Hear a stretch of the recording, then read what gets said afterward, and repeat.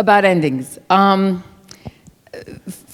This last fall, I've had the honor of, I started teaching. I've never taught before. I never thought I could teach.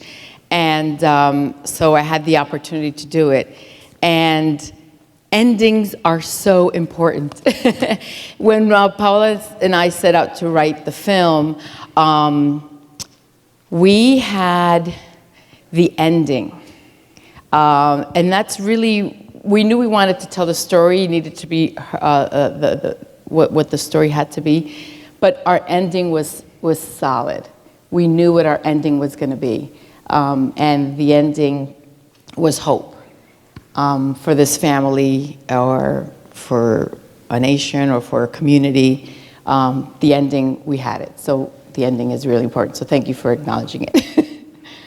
I'm sure everyone's going to want to know about the child actors and how you found them. But before we get to that, inevitably, I know you made the film in 18 days, right?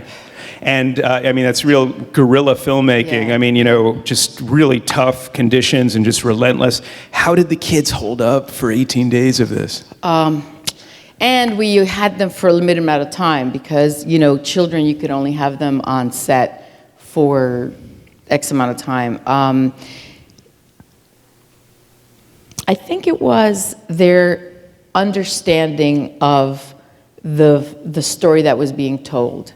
And that's really what saved the film. This film was going to ride or die with the authenticity and how much